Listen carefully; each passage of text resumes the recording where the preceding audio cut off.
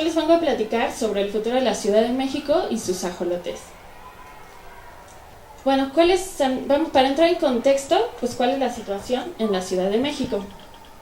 La Ciudad de México se encuentra inmersa en la Cuenca de México, la cual tiene una extensión de 9.600 kilómetros cuadrados y está formada por una cordillera de 60 montañas. Esta cuenca incluye no solo el Distrito Federal, sino una cuarta parte del Estado de México, 7% de Hidalgo y partes de Tlaxcala, Puebla y Morelos, ¿no? ¿Cuál es la particularidad de esta cuenca? Pues que es uno de los territorios del mundo donde más llueve. Esto es que tenemos lluvias perennes desde prácticamente todo el año, de abril a octubre, con una temporada muy marcada en julio y septiembre, donde pues la precipitación es del 70%, ¿no? Y bueno, esto hace que la zona tenga pues muchísima agua y se forman prácticamente 14 ríos perennes en las partes altas y 31 temporales, los cuales originalmente desembocaban en las partes bajas de la cuenca y formaban lo que se conoce como el Gran Lago de México, que estaba formado por 5 grandes lagos, que es el lago de Zumpango, Jaltocán, Texcoco, Xochimilco y Chalco, ¿no? Actualmente, pues solo quedan remanentes de esos 5 grandes lagos y, pues para que se den una idea, solo queda el 2% de agua de lo que fue, ¿no? Esto se debe prácticamente a la...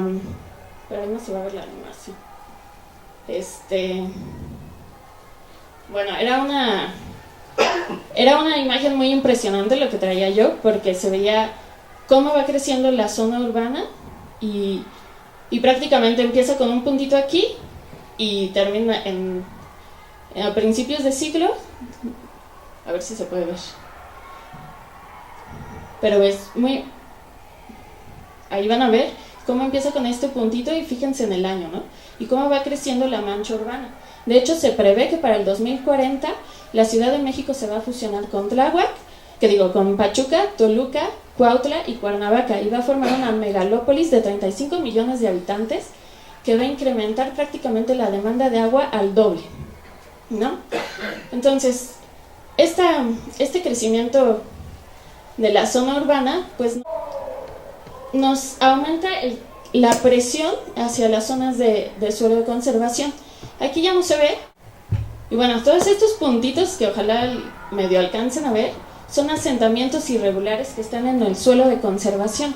El suelo de conservación es muy importante, está en los límites de la cuenca y es una zona de recarga para los mantos freáticos del agua que utilizamos en la ciudad. Entonces, para que se den una idea, simplemente en 30 años se urbanizó el suelo de conservación un 17%, pero lo que viene siendo del 2005 al 2009 se ha urbanizado el 15%, solo en 4 años. ¿Cuánto aumentó la tasa de urbanización de este suelo, no?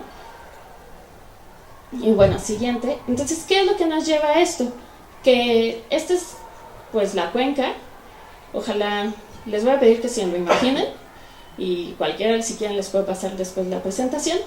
Esta es nuestra Cuenca de México y atrás de esto pues vienen los usos de suelo, que prácticamente toda esta zona de aquí es suelo urbano y esta zona de acá es suelo agrícola.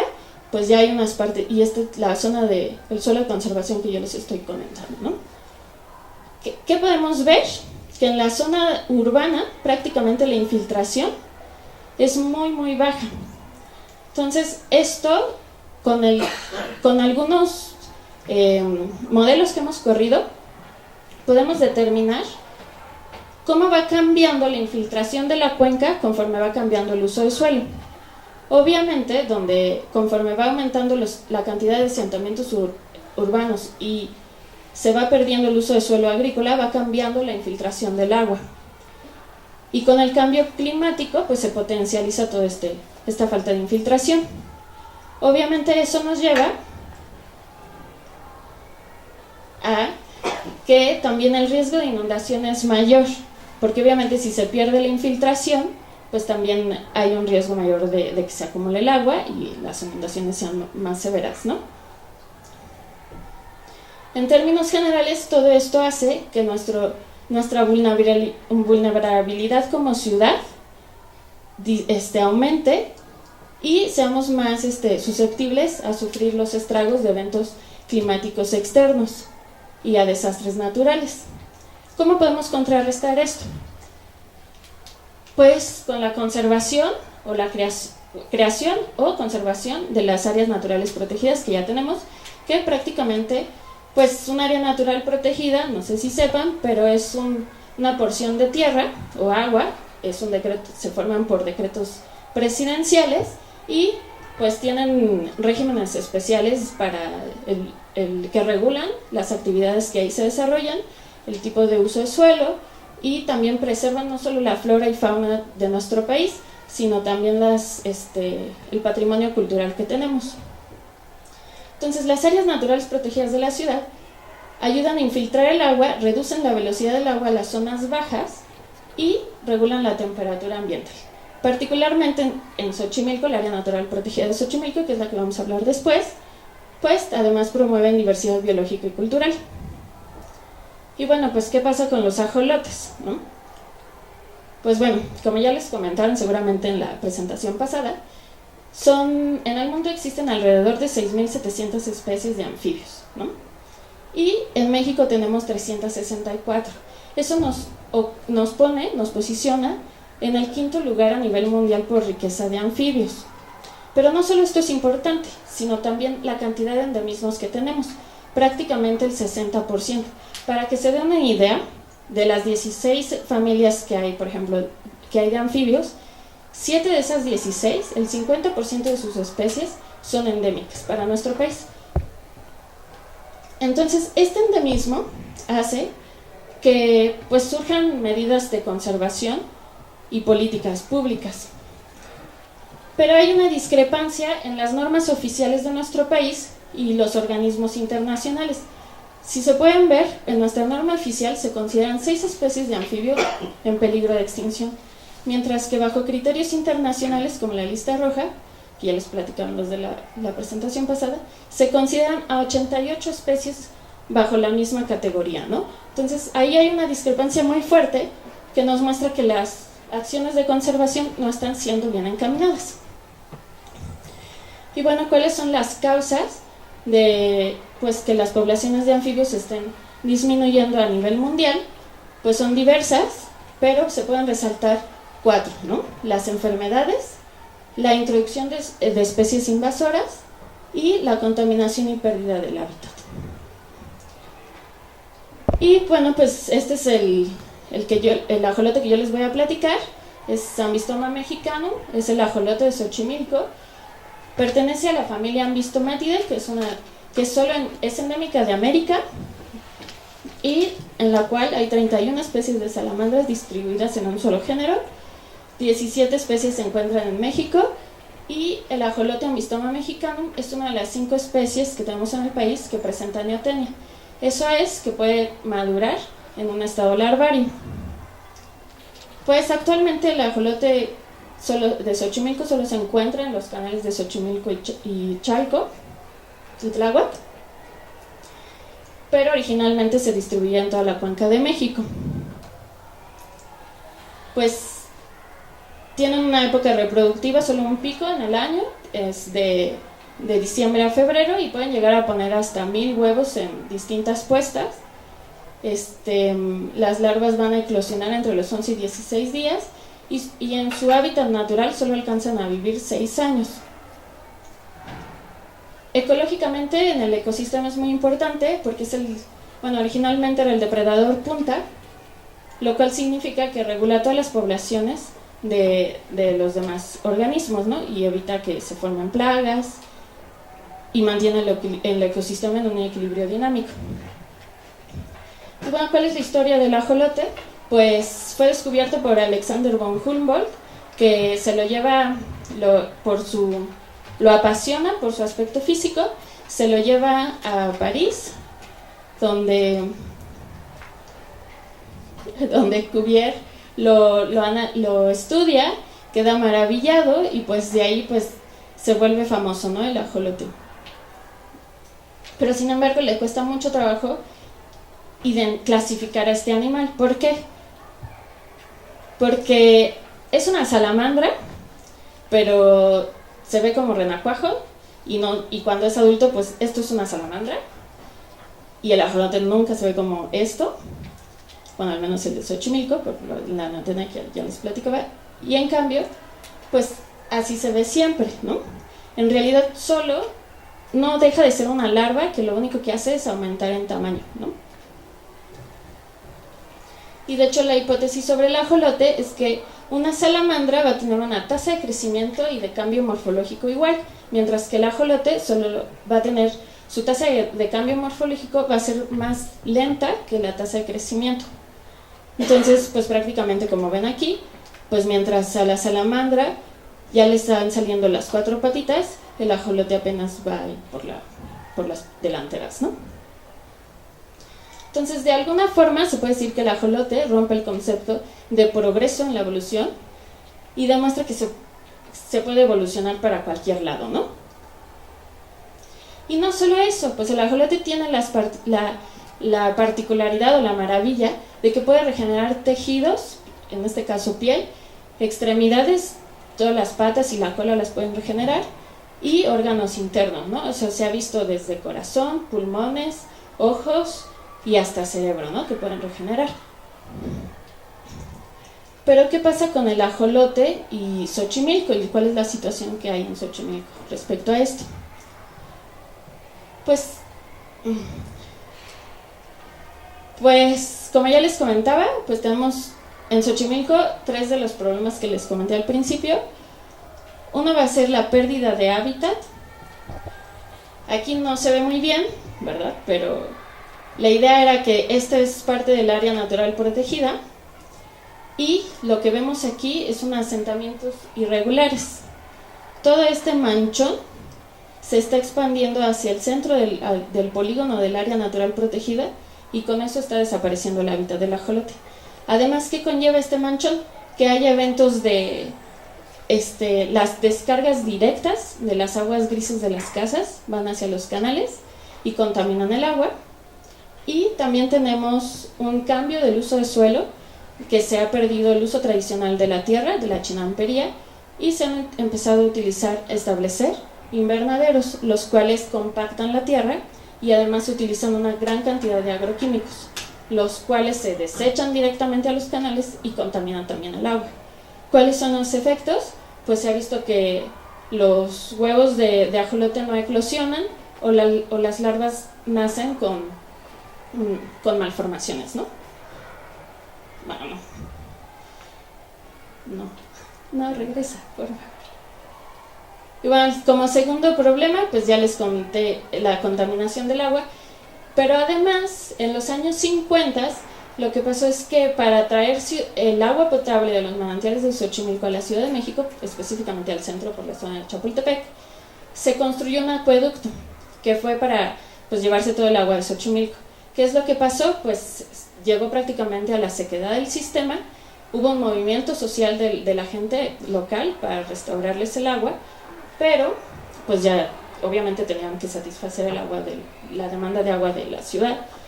Y entonces lo que se acordó fue de devolverles el agua a los canales, pero con aguas tratadas. Entonces prácticamente todo el agua que está allá es lo que ya pasó por acá y para nuestro drenaje se trata en 3 plantas de tratamiento.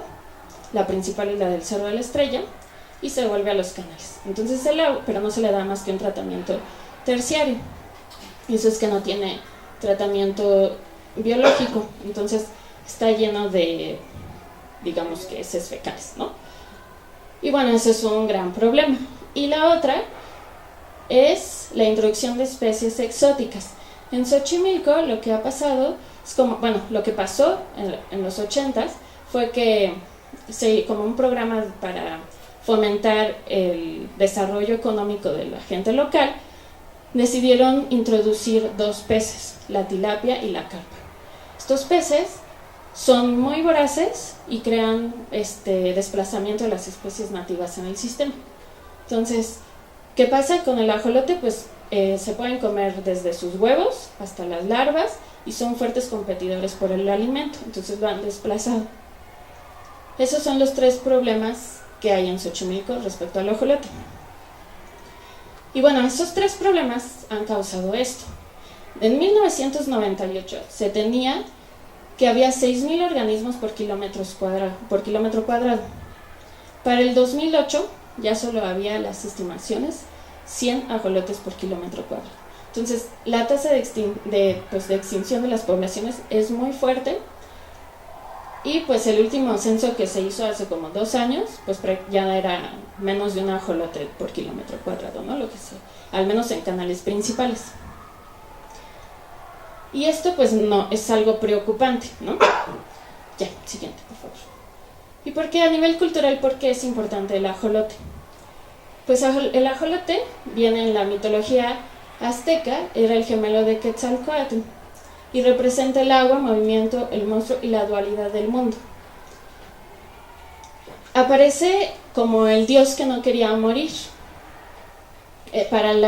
No sé si conozcan la leyenda de los soles, pero para dar pie al quinto sol, a la era del quinto sol, se tenía que sacrificar, bueno, siempre se tiene que sacrificar a un dios, pero pues para dar pie al quinto sol le tocaba a Xolotl ser sacrificado.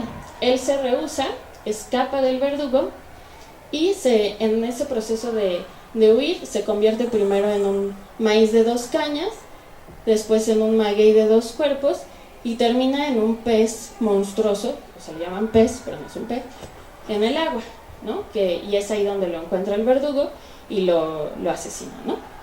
Bueno, lo sacrifica, perdón. Entonces es importante nuestra mitología y también nuestra cultura. Y bueno, ahí no se va a ver nada. Y pues tenemos bastantes hallazgos,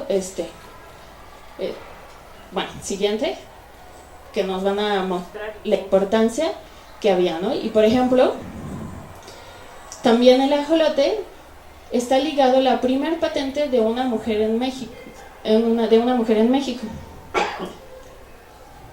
que creó el jarabe de ajolote, que seguramente ya han escuchado de él. Y bueno, también la figura del ajolote la vemos en cosas tan triviales como, bueno, un timbre postal, Pokémon, cómo entrenar a tu dragón, o cosas más profundas como literatura de José Emilio Pacheco. Siguiente.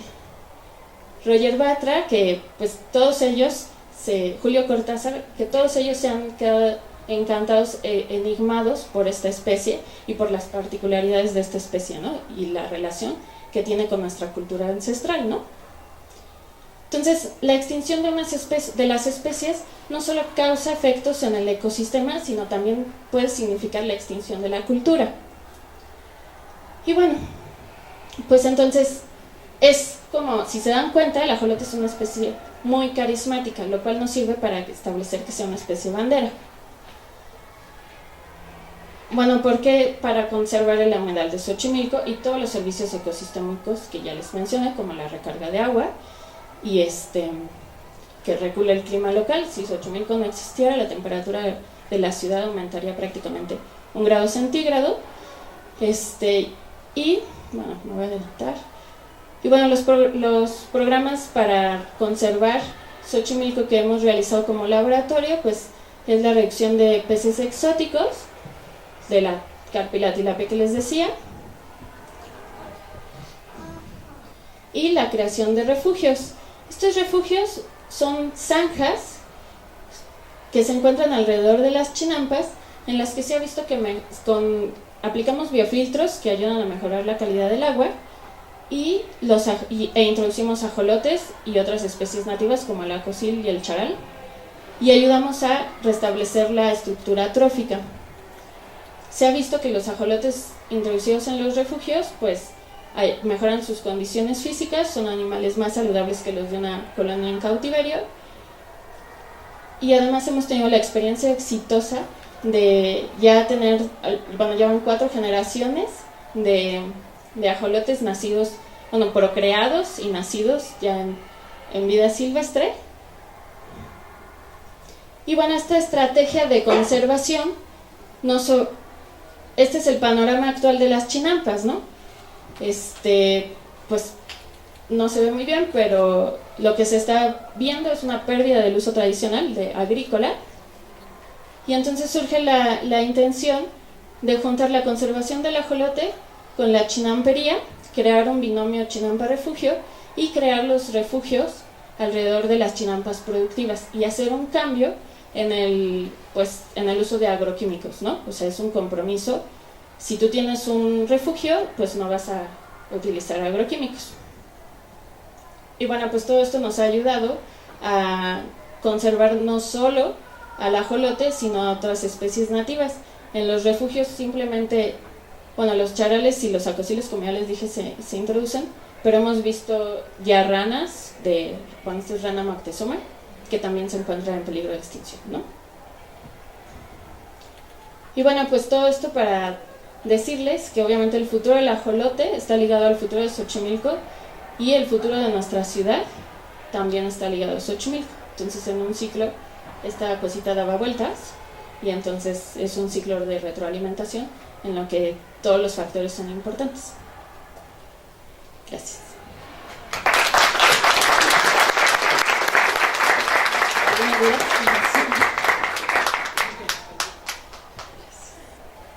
¿Alguien tiene alguna duda? En el perico que llevan para recuperar la pelota, ¿han visto de qué manera, o no sé si han monitoreado si ha sido afectado por la deriva génica en el sentido del pool génico que tienen sus poblaciones? Hay todo un debate precisamente sobre la endogamia que hay en la especie, precisamente porque hay muchísimas colonias de ajolote, pero no hay un control sobre qué animales se reproducen.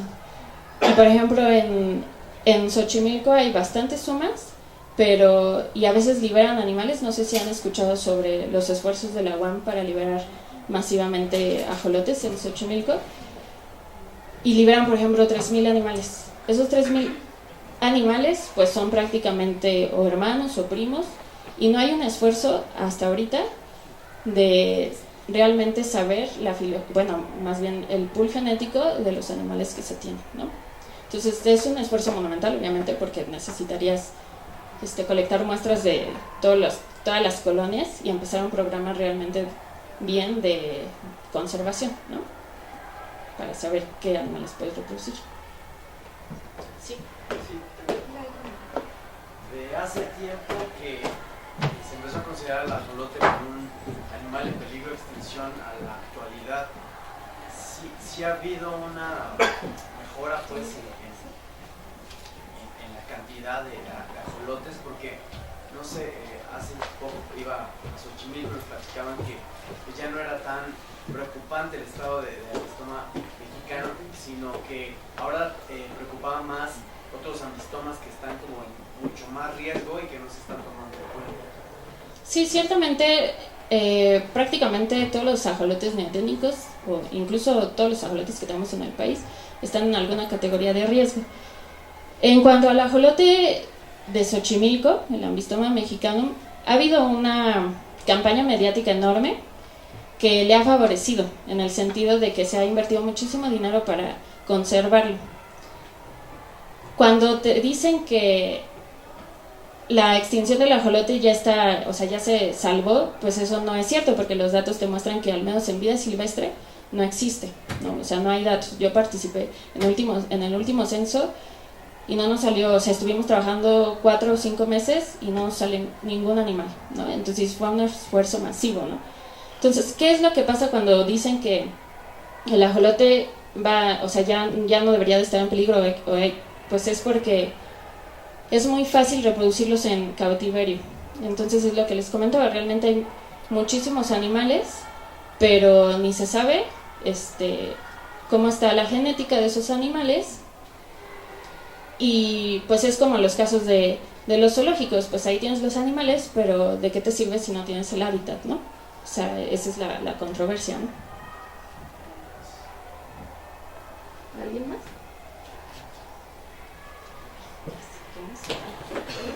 Bueno, habías comentado que trabajan también con los peces, ¿no? Las tilapias y las carpas.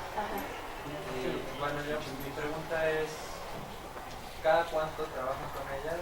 Y si has visto pues, una reducción, o sea, si el trabajo que hacen ha funcionado para que las poblaciones de esos peces disminuyan, o o no, o se reproducen mucho, muy rápido. Bueno, ¿cuál es la...?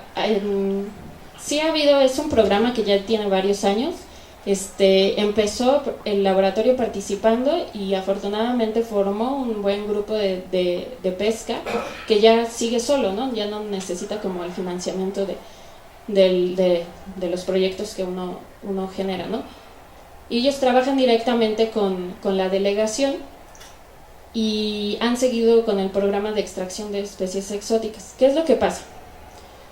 Ha habido una disminución, bueno, en primer lugar, la tilapia, el problema con ella es que tiene la capacidad de madurar a tallas muy pequeñas cuando la población es muy grande. Entonces, la tilapia viene de África. En África tienes animales de este tamaño que pesan 5 kilos sin problemas y que tienen mucho músculo para crear, para utilizarlo, ¿no? Para consumirlo.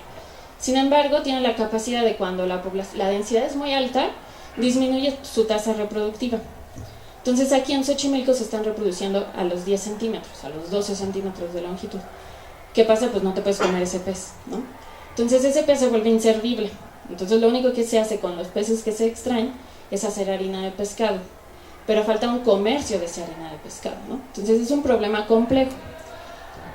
Sin embargo, pues, por ejemplo, estas personas, este grupo de pescadores, está sacando, pues en promedio, 1 tonelada de tilapia al día, ¿no?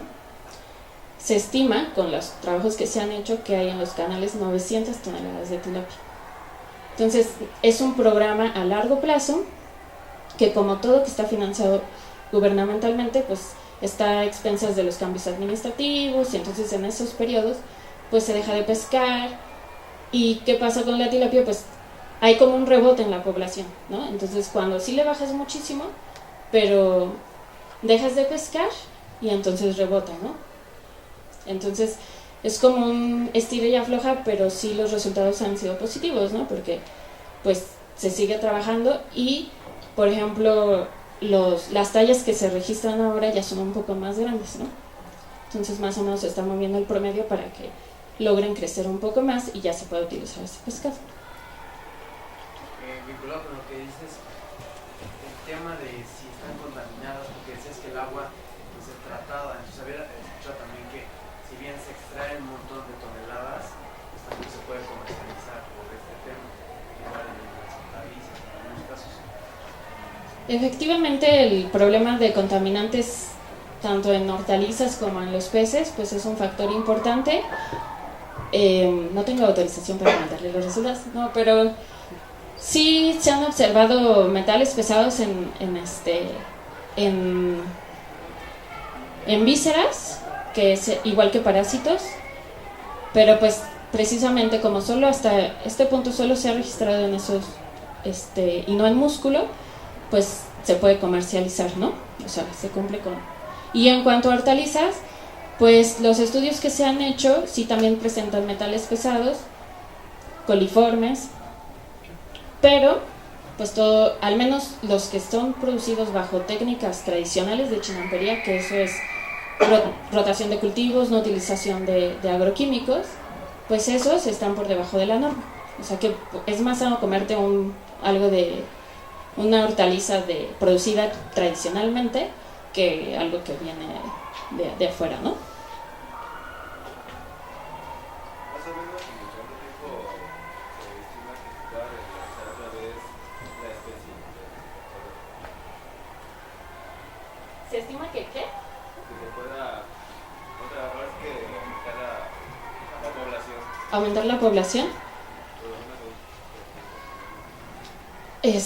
Pues eso sí no se ha hecho como una proyección a largo plazo de cuántos animales necesitamos para decir que la población está pues segura, la verdad sí. Pero pues es que el problema, ojalá que a lo mejor lo que yo trataba con lo que se quedaran es en sí que el ajolote es el pretexto para, ¿no? El ajolote, como les decía, está en colonias, es fácil reproducirlo, incluso se pueden hacer los análisis genéticos para saber qué líneas vas a conservar, pero de nada te sirve si no tienes Xochimilco. sí, con el ajolote pues puedes conservar, si lo conservas tu identidad cultural, conservas pues una especie emblemática del ecosistema de la Cuenca de México, pero los servicios ecosistémicos que te da Xochimilco no los puedes reemplazar. O sea, la cantidad de agua que se infiltra en esa zona no la puedes reemplazar. Entonces, precisamente por eso les comentaba que el ajolote es la especie bandera. Es atraer la atención hacia la problemática de Xochimilco para que no se centre en solamente vamos a rescatar el ajolote, sino vamos a rescatar Xochimilco. Porque los tres, la Ciudad de México, el ajolote y Xochimilco, están interrelacionados. ¿Alguien más? ¿No han gestionado o visto la posibilidad de alguna manera presionar a los asentamientos humanos que están alrededor de las chinampas para que eliminen esa descarga directa y vaya a conexión de drenaje? Pues, ¿cómo? Porque es un problema fuerte. Sí, es un problema fuerte, pero es un problema complejo que implica política y solo a forma de de comentario, cada vez va creciendo los asentamientos irregulares en el polígono y lo que hace cada año la autoridad es regularizarlos, ¿no? Y decir, bueno, ya tenemos estos y regresan al polígono, pero ya no más, y al siguiente año es lo mismo, y al siguiente año es lo mismo, y al siguiente año es lo mismo. Entonces, efectivamente, si no los van, o sea, aquí hay de dos, o los desalojas y enfrentas el costo político que requiere eso, o los permites, y pues lo que se ha hecho es los permites y los regulas, ¿no? O sea, como que dices que ya no, pero esa regulación no es completa precisamente porque no se les da los medios para que al menos se limiten las descargas directas, ¿no? de los desechos.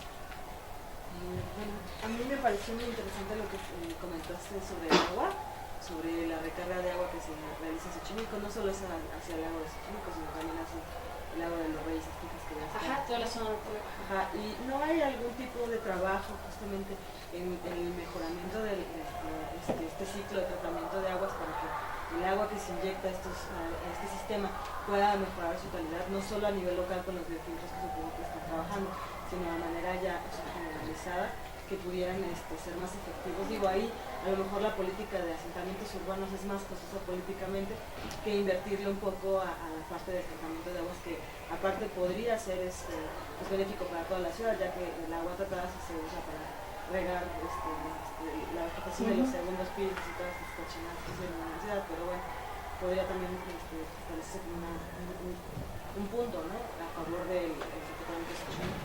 Sí, efectivamente es muy importante. Nosotros decimos, ¿por qué no tratan, o sea, le dan un mejor tratamiento al agua, ¿no?, antes de meterla a Xochimilco? Pero no hay una política para mejorar ese sistema. Sí. De hecho, las plantas de tratamiento hasta funcionan por debajo de su límite, ¿no? Bueno, de su capacidad. Ajá, de su capacidad. Según yo, perdón, la Universidad de la UAM de Iztapalapa estaban trabajando con un proyecto conjunto en las carreras de ingeniería justo para mejorar el tren de tratamiento de agua. No sé cómo quedaría esto, como en 2005 o algo así, empezar a la recarga del lago de Reyes Aztecas. Bueno, la zona de los Reyes es una de las más conservadas actualmente, ¿no? O sea, todavía de hecho hay manantiales activos, ¿no? Entonces sí, es una zona que por su lejanía ha quedado un poco olvidada, y pues Xochimilco es la parte que más urbanizada está, ¿no? ¿Ya no hay más preguntas?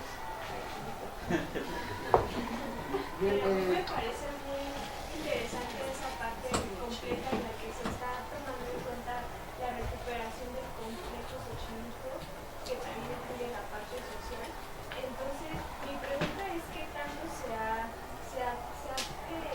investigado de la incidencia o identidad cultural real de los pobladores de Xochimilco con respecto al ajolote, porque una cosa es que ya se tenga psicodeas y Xochimilco ajolote, pero otra que las personas realmente que sienten con respecto al ajolote, porque esa es la parte importante en la que también podría funcionar en esa recuperación, porque aparte también en otros estados en donde también hay ajolotes, también las personas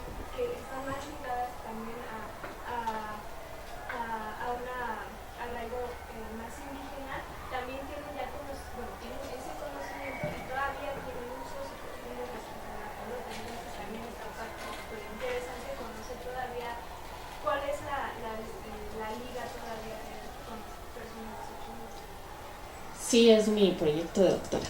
Sí, sí, es algo importante, y lo que he estado, al menos ahorita, sondeando la población, pues yo tenía la hipótesis de que el vínculo con la especie era mayor en Xochimilco, ¿no?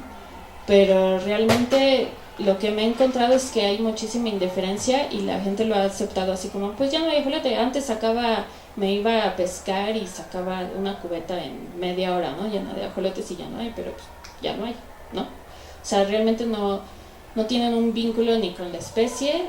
O sea, no estoy generalizando, pero no es tan claro, pues, el arraigo, ¿no? Entonces, pues sí, hace falta como este tipo de trabajos para evaluar la parte social. Ninguna más. Pues yo les agradezco mucho su atención y ya. Gracias a Miguel por la presentación. Tenemos un receso. Nos vemos a las 5 en punto. Entonces, gracias.